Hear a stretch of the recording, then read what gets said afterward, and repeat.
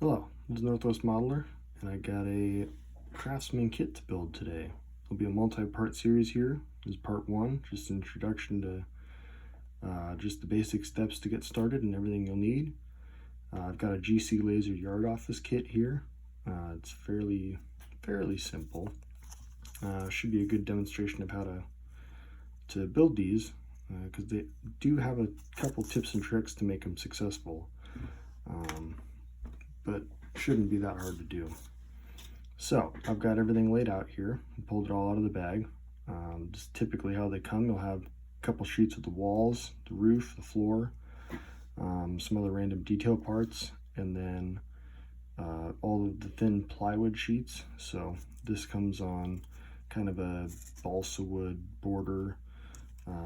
It's all laser cut, and then this usually comes in birch plywood.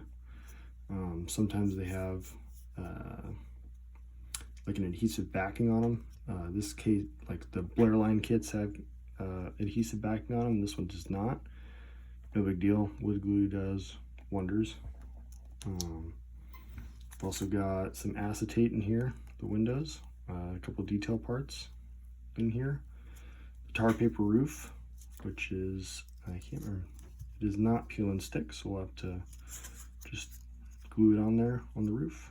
And then the floor, there's some electrical panel details here, some window sills, all that. They're all cut out, and you can kind of see that there's some little spots where the sprues are connected to the wood here. I always leave them like this, and it makes them easier to paint. The first thing I did off camera was I take all my wall pieces here. This one broke out. And I add bracing to them. So this bracing here, you can see, is something I just added against the kit. These sheets are fairly thin and wobbly, and they will warp very easily. You got to be aware of which way the grain's going. In this case, the grain runs this way, so the sheet may warp like that as you put paint on it.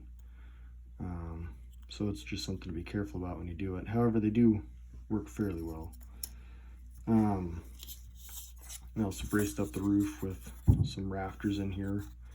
My hope is that the roof may be removable. We'll see how that pans out here. Actually might not work that well, but we'll try. And then we've got the floor, roof. Once I've got my bracing on there, then I take these all outside and I put a layer of dull coat on them. The dull coat helps seal the wood a little bit so it prevents warping, because if you've ever worked with lumber, it warps. And this stuff will do the same. You'll get a wall that will just absolutely curve on you. It's not fun at all, especially when you spend all this time doing it. This is a typical sheet they come with. They've got a pretty detailed kit. Start by putting the walls and the floor together with the window sills.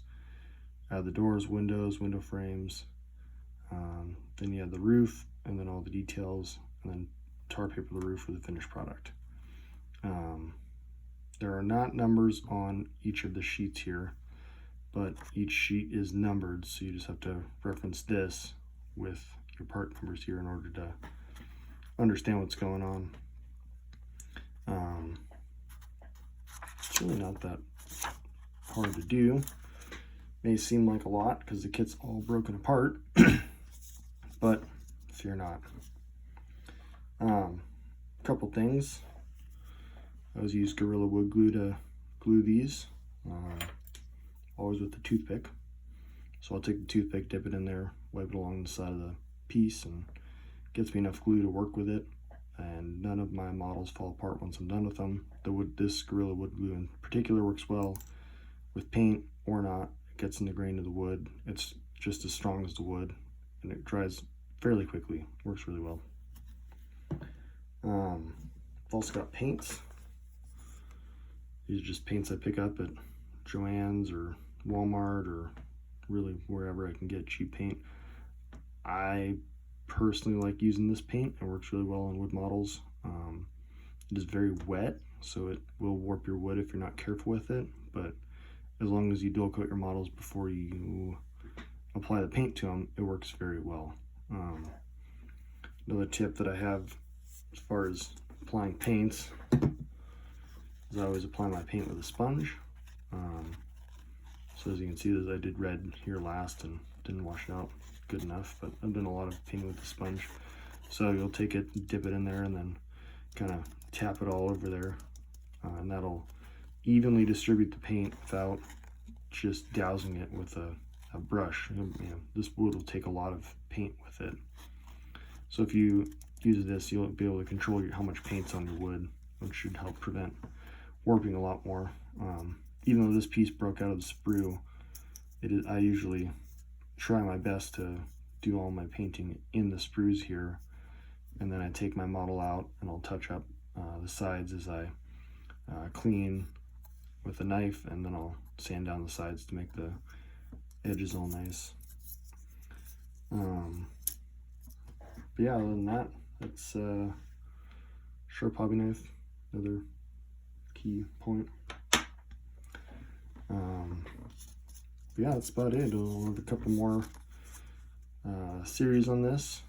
I don't know how many I'll break it into ultimately, but we'll be building this. I think I should get pretty close in the colors here. I got a dark green, a khaki, and then you know, some gray for the random parts around here. And then ultimately this will go on the layout I'll have. So hope you guys enjoy. Like, subscribe, tell your friends. Northwest Modeler here, multi-part series on building a Craftsman house.